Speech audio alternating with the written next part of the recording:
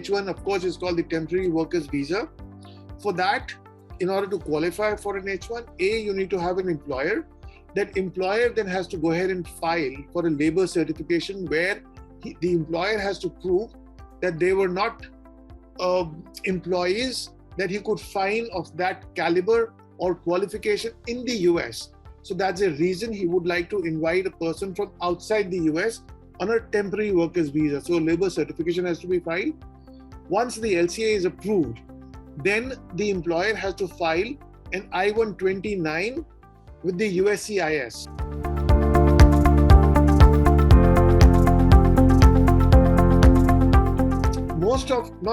But the draw happens in America every April. So all the H1 petition has to be filed before March so that they qualify for the lottery. Now the lottery every year happens only in April, and there are 65,000 numbers for H1s and 20,000 numbers for STEM students. STEM is student, those who have science, technology, engineering and mathematics programs. So the total number of H1 numbers allocated every year is 85,000, 65 for regular, 20,000 for the STEM students. So the lottery happens in April. Once the lottery is drawn and if your number comes through, then you're eligible to apply for a visa, and the program or your employment would start only in September, because for September they have to get the lotteries done in April. The most important thing would be that once you qualify for the lottery, the beneficiary, which is going to be the employee, and the employer is the petitioner, they would get an approval notice called I-79.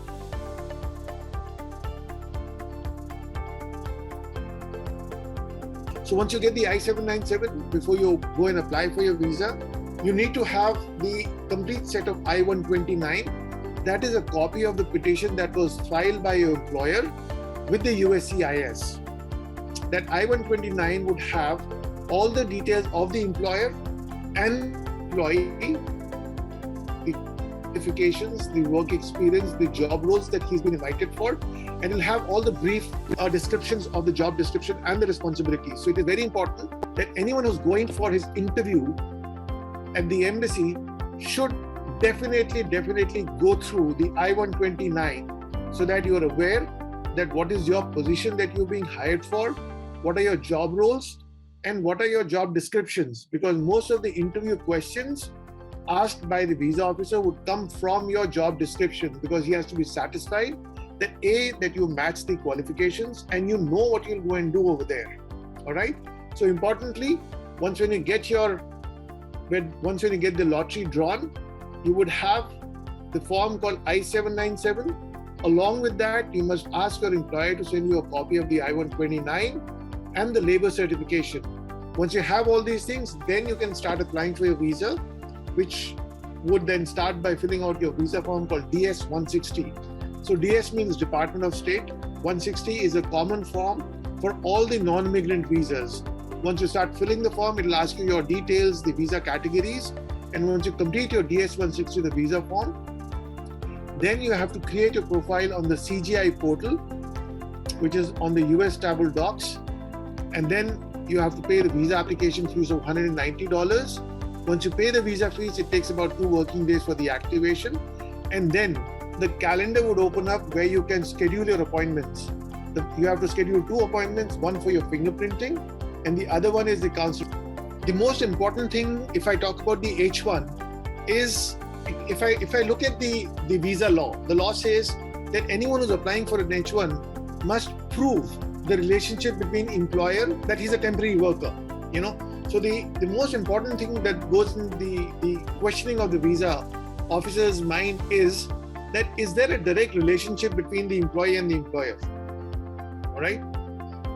Delegating him, and who is he reporting to? So there has to be a very clear line for an H1. Sometimes what happens is that a person will get an H1 approval, but then there are a lot of layers. There could be a consultant in between, there could be a vendor in between, and then he's working off-site. Has to understand that, who's controlling him.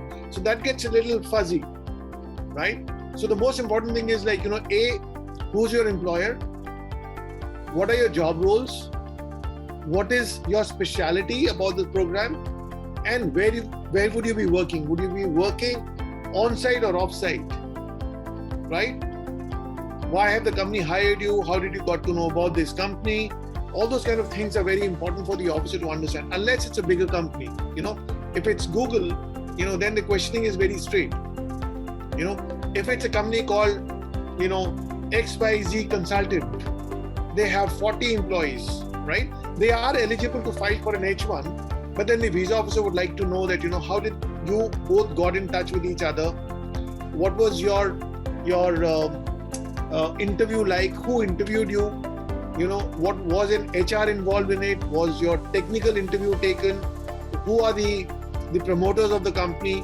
What is the strength of the company's employees? And out of those employees, how many are H1 and how many are green card holders or how many are citizens? Is it an H1 dependent company or it is not?